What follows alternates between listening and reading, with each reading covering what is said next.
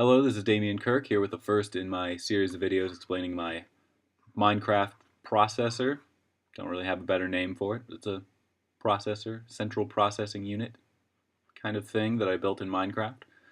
This first video is going to be a little bit different than the rest of them. Most of them are going to be filmed in Minecraft, recorded in Minecraft, and going over the different components, showing how it works. But I thought it'd be good to have this video first, just explaining the instruction set for programming the processor, just to show how it works and talk a little bit about what it can do. So you can see here I just set up this little numbers spreadsheet that shows all the instructions and kind of what these numbers along the top here correspond to the bits and going from most to least. So it takes 16-bit instructions, as you can see. The first three are always the opcode, or the equivalent of what we would call the opcode. That just determines which instruction you need, and you can see what those are here. For these first 5 instructions, these are going to be all the same. So the next 3 will be read register, the next 3 will be the second read register, and then the write register. And this is what it is for AND, which is bitwise AND, bitwise OR, add, subtract, and set less than. So for set less than, it would be if read register 1 is less than read register 2, then set to 1 in write register. Otherwise set to 0. So I mean these work essentially like they do in MIPS. We talked about it in CS210. And then these last 4 bits just don't really matter in these because they're just not needed. For add immediate, again you have the read register here in bits 12 through 10, but it's only one read register, of course.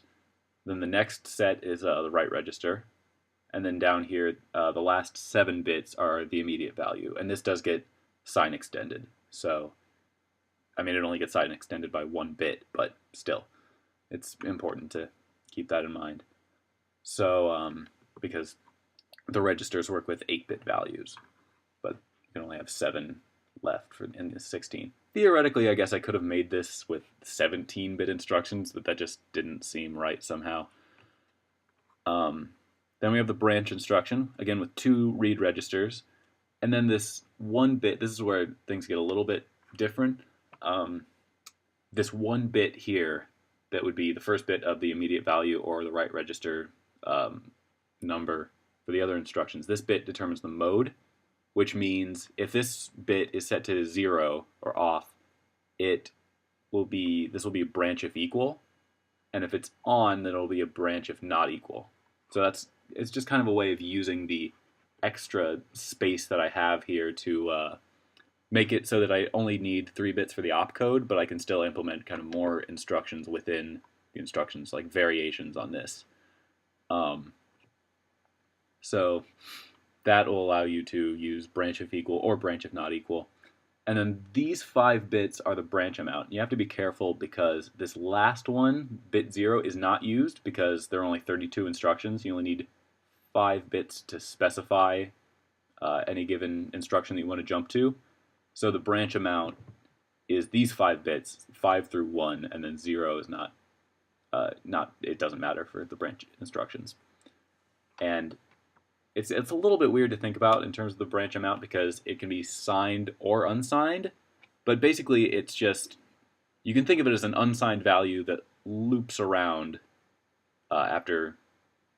loops around the 32 value. So you only have 5 bits specifying your, in your program counter. So if you add any 5-bit amount, if you add a 5-bit amount from this, there are 32 things you can specify here, and each one will take you to a different instruction. So you just need to.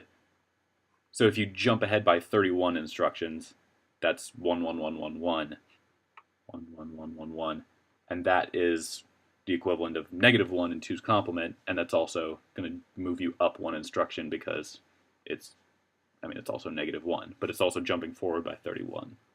It makes sense. So, and then this is the print instruction. Again, it has 1 read register and then there's a lot of extra space in this one, but the mode bit here basically determines signed or unsigned. So if it's 0, then it'll be signed, and if if it's a negative number and this is 0, then it'll actually print it as a negative number. And if this bit is 1, then it'll just take it as its unsigned value and just, whatever its positive value would be and print that. So hopefully this, makes sense. I think some of this is a little bit unorthodox, but it all works pretty well from what I can tell. It's not too difficult to understand and remember. There are only 8 instructions. And that should be it for this video. Tune in or continue on to the other ones for more information about the processor itself.